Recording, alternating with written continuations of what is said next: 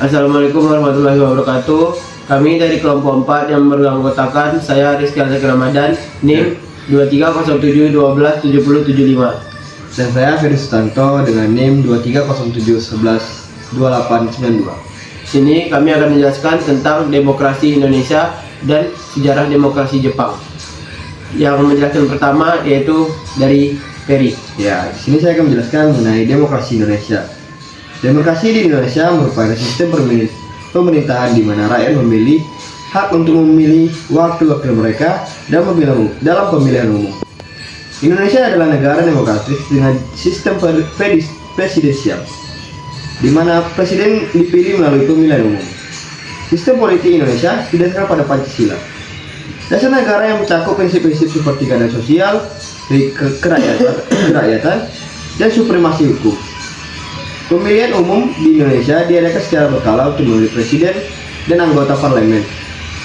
Sejak reformasi pada tahun 1998, Indonesia telah membuat kemajuan dalam memperkuat demokrasi dan mengadopsi berbagai reformasi politik. Sejarah demokrasi Indonesia. Demokrasi parlementer.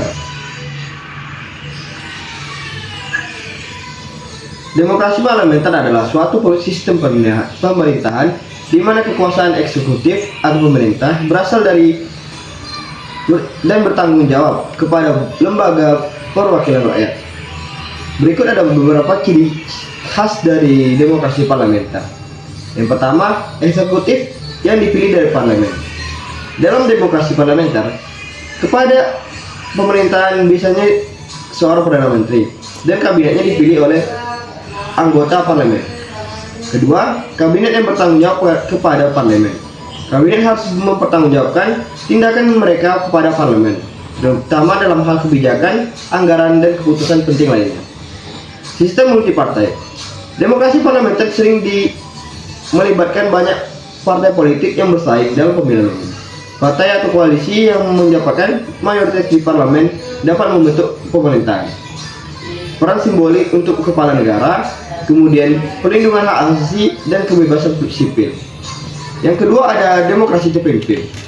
Demokrasi terpimpin adalah istilah yang kadang-kadang digunakan untuk menuju pada suatu sistem pemerintahan di mana demokrasi ada, tetapi ada pembatasan signifikan pada pemilihan dan partisipasi politik.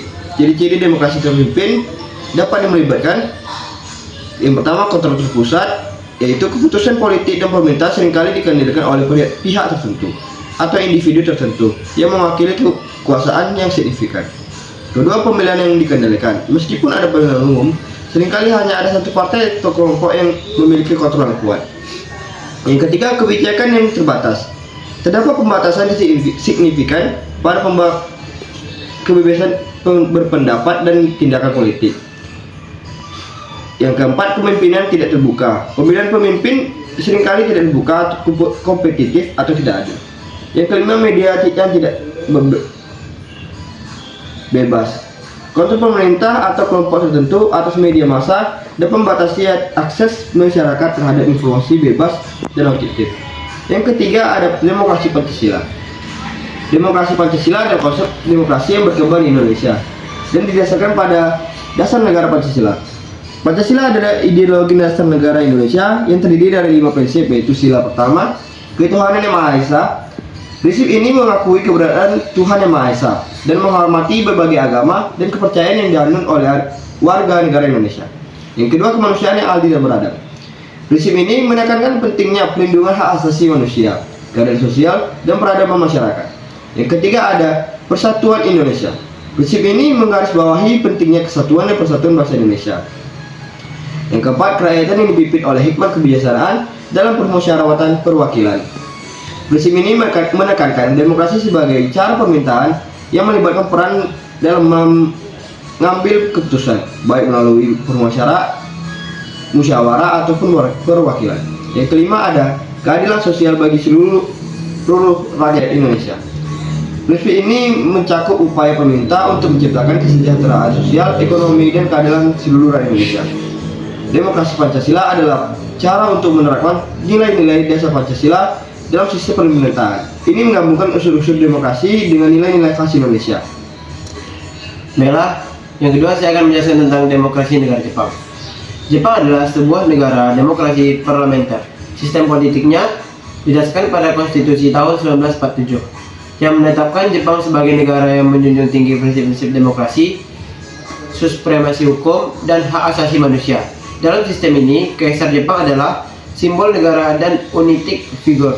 Sementara kekuasaan politik sesungguhnya dipegang oleh parlemen Jepang yang terdiri atas dua majelis, yaitu Dewan Perwakilan Rakyat atau House of Representatives dan Dewan Penasehatan, yaitu House of Councilors. Pemilihan umum diadakan secara teratur untuk memilih wakil rakyat dalam kedua majelis ini, mencerminkan prinsip dasar demokrasi Jepang. Demokrasi Jepang memiliki akar sejarah yang panjang, tetapi paling mencolok adalah transformasi politik pasca Perang Dunia Kedua. Setelah kekalahan Jepang dalam Perang Dunia II pada tahun 1945, negara ini mengalami pendudukan oleh pasukan sekutu yang dipimpin oleh Amerika Serikat. Di bawah pendudukan ini, Jepang mengadopsi Konstitusi Jepang tahun 1947 yang masih menjadi hukum dasar negara tersebut hingga hari ini.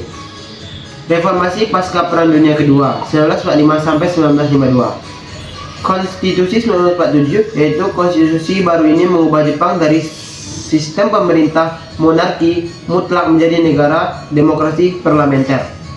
Pemilihan umum 1946, pemilihan umum parlementer Jepang pada tahun 1946 adalah yang pertama kali dalam sejarah Jepang ini yang dimana hak pilih diberikan kepada semua warga dewasa termasuk wanita. Konstitusi 1947, yaitu konstitusi baru ini mengubah Jepang dari sistem pemerintah monarki mutlak menjadi negara demokrasi parlementer. Pemilihan umum 1946, pemilihan umum parlementer Jepang pada tahun 1946 adalah yang pertama kali dalam sejarah Jepang ini yang dimana hak pilih diberikan kepada semua warga dewasa termasuk wanita. Sistem parlementer.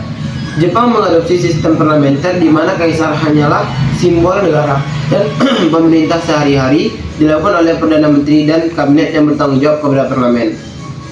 Pembangunan ekonomi dan politik 1952 sampai 1989. Pemulihan ekonomi. Jepang mengalami periode pertumbuhan ekonomi yang cepat, dikenal sebagai keajaiban ekonomi Jepang yang membantu memperkuat stabilitas politik. Partai Liberal Demokrat atau LDP, Partai Liberal Demokrat mendominasikan politik Jepang sejak tahun 1955 hingga awal 1990-an. Meskipun dinamika politik, LDP secara konsisten memegang kendali atas pemerintahan. Era kontemporer 1990-an sampai sekarang. Diversifikasikan politik. Sejak awal 1990-an, politik Jepang telah menjadi lebih beragam dengan munculnya partai-partai baru dan pengerasan kekuatan politik.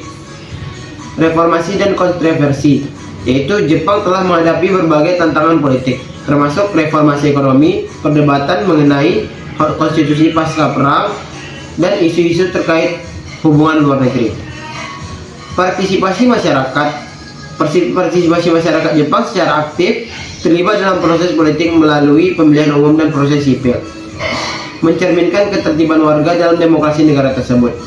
Sejak reformasi pasca Perang Dunia II, Jepang telah mempertahankan status sebagai salah satu negara demokrasi terkemuka di dunia dengan sistem politik yang didasarkan pada prinsip-prinsip demokrasi, supremasi hukum, dan hak asasi manusia. Kemudian perbedaan demokrasi di Indonesia dan negara Jepang. Demokrasi di Indonesia, yang pertama, sistem pemerintahan. Indonesia adalah negara dengan sistem pemerintahan republik. Ini berarti presiden adalah kepala negara dan kepala pemerintahan. Sistem ini diatur oleh konstitusi Indonesia. Yang kedua, pemilihan presiden. Presiden Indonesia dipilih melalui pemilihan umum dan dapat menjabat selama 2 periode. Yang ketiga, partisipasi politik. Indonesia memiliki sistem multipartai yang aktif. Partai politik memainkan peran penting dalam proses politik dan demokrasi. Yang keempat, hak pilih. Hak pilih diberikan kepada warga negara Indonesia yang berusia di atas 17 tahun. Yang kelima, kebebasan pers. Meskipun ada kebebasan pers, Indonesia juga menghadap tantangan dalam kebebasan dan pelaporan independen di beberapa kasus.